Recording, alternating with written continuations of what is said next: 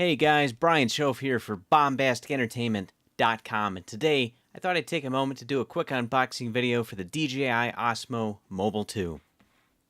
The box is pretty bare bones. Not a lot of fluff, no sales tactics, just a picture front and back of the unit in action. So let's just crack this thing open.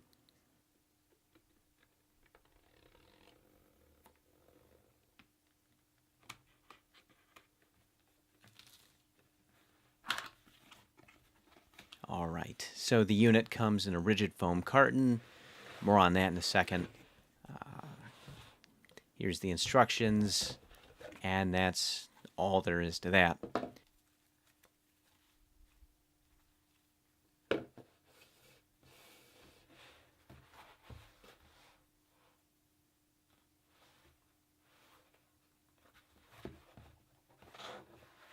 So inside the rigid foam carton we have the unit itself and a micro USB cable. Again, not a lot of fluff here, but I'm not sure what else you could really want. So let's take this thing out here. On the front you have the controls, the charging lights.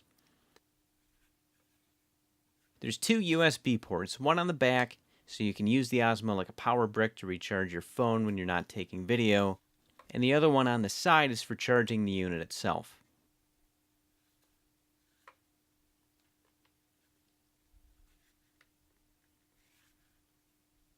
The battery comes flat dead, so you will have to charge it before you can do anything. Mine took almost 2.5 hours, so plug it in, download the DJI Go app, read the instructions, and have lunch while you wait. Okay, first thing here, balancing is really easy. You only have two axes you need to balance, the horizontal and the vertical.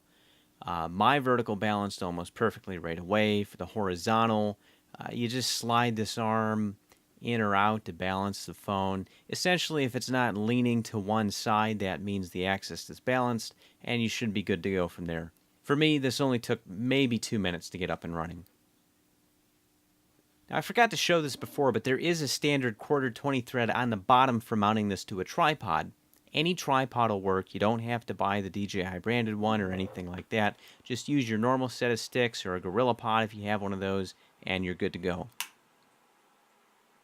Now, I'm not going to get into the features in this video, but I will say you can use the Osmo Mobile 2 without using the DJI Go app.